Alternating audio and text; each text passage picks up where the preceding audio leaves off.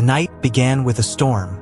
Thunder rolled like distant artillery across the sky above, and torrents of rain battered the windows of St. Mark's Memorial Hospital. Inside, the maternity ward was a maze of fluorescent lights, urgent footsteps, and the muffled cries of labor. The hospital, already short-staffed due to a citywide medical strike, was on edge. Amid the chaos, 26-year-old Becca Jackson was wheeled into the emergency wing. She was 7 months pregnant, bleeding heavily, and unable to speak through her sobs. Her husband, Jackson, tried to follow, drenched and shaking. The staff separated them at the doors. All he could do was pray. Becca had been carrying twins. That much they were sure of. But as the monitors beeped erratically, no one could guarantee she'd leave that room alive. Dr. Fox Manuel had just returned from a 36-hour shift when he was paged again. An emergency C-section. Becca's vitals were dropping, and the baby's heart rate was unstable. The operating theater was cold and tense. The anesthesiologist muttered about the power flickering. One nurse read vitals aloud, another held clamps, and Dr. Manuel moved quickly. Too quickly. In 15 minutes, a single baby was pulled from the womb. A boy, barely crying, but breathing. Everyone in the room sighed in collective relief. The room was cleared, the incision sutured, and the staff hurried to the next critical case. No one asked if a second cry was supposed to come. The baby, named Kyle, was taken to the neonatal unit for observation. The pediatric nurse wrote down singleton male birth. The mother was moved to recovery. Her belly stitched, her pulse weak, but holding. Her husband, Jackson, had driven through floodwaters to get to the hospital. When he saw the child, his eyes filled with tears. "Is she okay? Are they both okay?" he asked. The nurse smiled, assuming a slip of the tongue. "He's strong," she said. "You mean, she had twins?" Jackson looked confused. "Yes, that's what the last scan showed." The nurse's face paled. She excused herself and walked briskly down the corridor. In the hours after the operation, the OR was sterilized and cleared. The used linens were dumped. The surgical team moved on to the next crisis. No one noticed what was left behind. In the far corner of the OR logs, a timestamp for incision closed was noted, but the checklist wasn't completed. No follow-up scan. No second delivery. Meanwhile, Becca began to stir in her bed. She was groggy, her lips dry, her voice barely a whisper. "Where's my other baby?" she asked. The nurse adjusted her IV, not understanding. "You mean your baby boy? He's fine." Becca blinked, struggling against the fog in her mind. "No, I had two." 6 hours after the C-section, a janitor walked past Recovery Room B and heard strange beeping.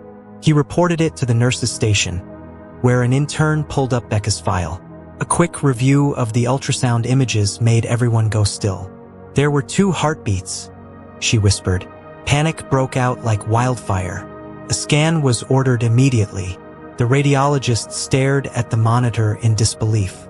There, still inside the uterus, compressed in a corner of the womb, was a second fetus. Still, silent, but somehow, still alive. Dr. Manuel was called back. His face drained of color.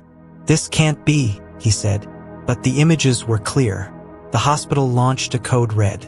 Becca, already weak, was rushed back into surgery. This time, the team was silent. Shaken, they reopened the incision. And there, nestled near the placenta, was the forgotten twin. A girl. She wasn't breathing.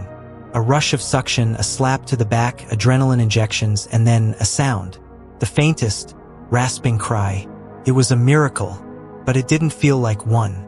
Not with the weight of what had been nearly lost. Jackson demanded answers. Becca, pale and tearful, held both children in her arms and wept. The hospital administration launched an internal investigation. Charts were missing. The nurse assigned to check the fetal count was new, 2 weeks on the job. The C-section checklist wasn't signed. The attending physician claimed exhaustion. "It was chaos," he said, but chaos was not an excuse. Not when a life was nearly lost. The story leaked, first to WhatsApp groups, then to local blogs, then to national news. "The forgotten twin," the headline screamed. Protests formed outside the hospital. Becca and Jackson gave an interview to a journalist. The footage went viral. Jane's tiny hand wrapped around her mother's finger became a symbol of medical negligence, of how easily things go wrong when systems break down. The chief medical officer resigned. Dr. Manuel was suspended pending review. The Ministry of Health promised reforms. New mandates were passed. No C-section without dual fetal confirmation. No surgery without completed checklists. And yet, Becca wondered how many others weren't caught in time. A lawsuit followed. Depositions were taken. The hospital offered a settlement. Becca refused. "She almost died," she said. "And you want to pay us to be quiet?" They wanted an apology. They wanted accountability. In court, the hospital's legal team argued it was an isolated incident. But behind closed doors, other mothers began to speak up. Stories of confusion, of misplaced charts, of rushed surgeries. The silence was finally breaking. But justice, real justice, was harder to find. Years passed. Jane survived. She was quiet as a baby, always watching, always clutching her brother's hand.